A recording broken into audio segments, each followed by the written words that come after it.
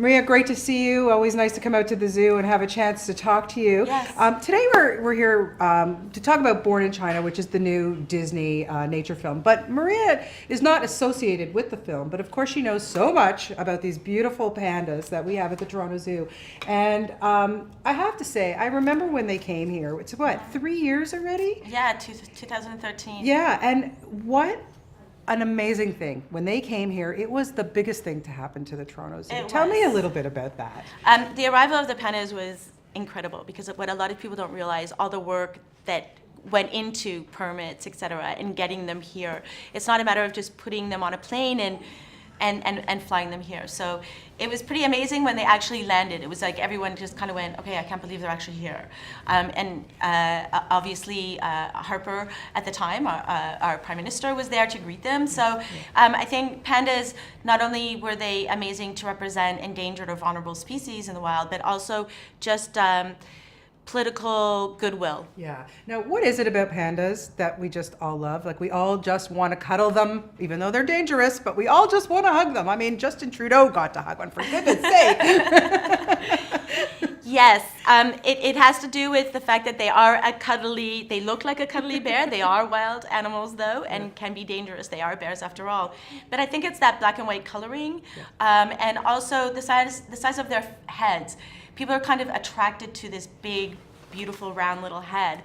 And they have a big head for a reason, because they've evolved to eat bamboo, and it's very thick and fibrous, so they need the strong jaws, so the big, powerful, strong jaws, and big canines to be able to eat the diet that they eat now. Yeah, now let's talk about the bamboo, because the one thing I did learn about, well, many things that I learned about in Born in China, how much bamboo they eat. They're pigs. Yes, they eat a lot of bamboo. Again, a carnivorous digestive system evolved to eat a thick, fibrous plant like bamboo. Yeah. So they need to eat copious amounts of bamboo. So here we offer them anywhere from 50 to 100 kilograms of bamboo a day. Yeah. And they require this so that they can absorb as much nutrients out of this fibrous, so that they have energy and they can survive. And you have 3 of them. So where does all this bamboo come from? We actually have 4 now. We have Mao and Shun, and then 2 cubs. Right, oh yes, of course, yes. Yes, yeah. And the cubs started eating bamboo quite vigorously now, although they're still nursing. Yeah. So we actually get the bamboo flown in from Memphis twice a week.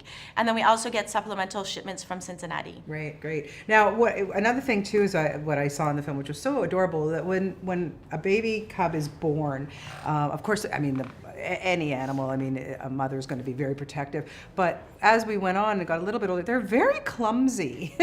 They are very clumsy.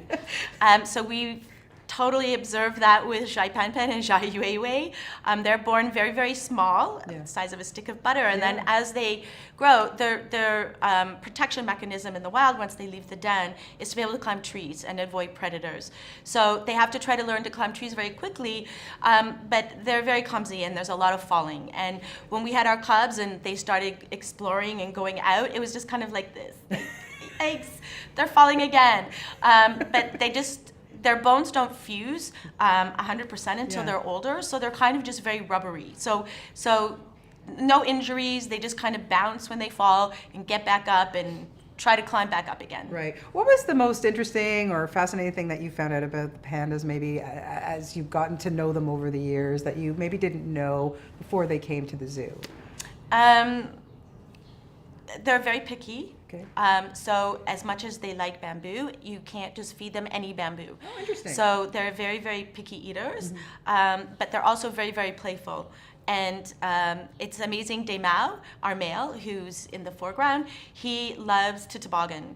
So when the snow falls, he loves to roll down the hill, and he'll actually make toboggan routes. And he'll climb back up and roll back down.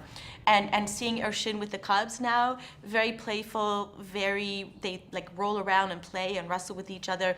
So they're very playful. And what has been the reaction? I mean, like I say, we've had them here almost 3 years, and you know, when you have visitors to the zoo, and it's probably the first place everybody runs to, I want to see the pandas. Yes. What's it been like to, the visitors here and their reactions? It's incredible to see the visitors in our community come out and enjoy the pandas as much as the staff here at the zoo do. It's always the ahs, ohs, they're so cute. A lot of people also comment though that, I thought they would be bigger. So they are kind of a small, medium-sized bear, and a lot of people, I guess, envision that they're going to be the size of a polar bear.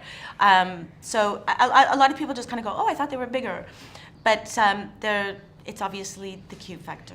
You know, Disneynature does such a great job. Every year we get to see, we get to learn about so many beautiful animals that we might not have a chance to.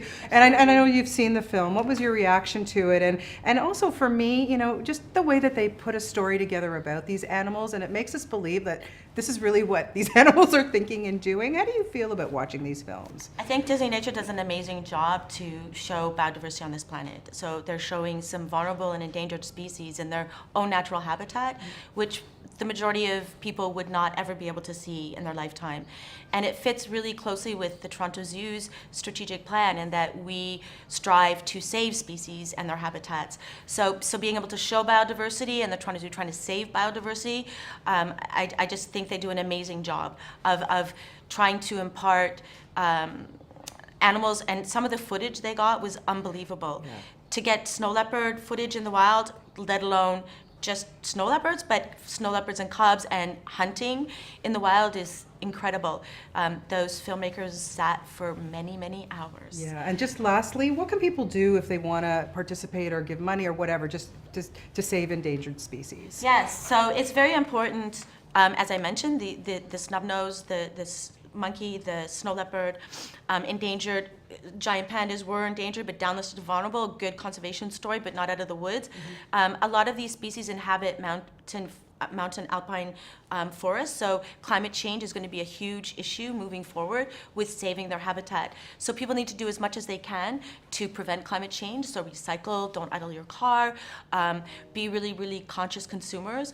But at the same time, the Toronto Zoo also has an endangered species reserve fund where any donations there go directly to saving species in their habitat. Fabulous. Well, always a pleasure to talk to you. Nice. Like I say, Maria has the best job in the world. Can't complain on that.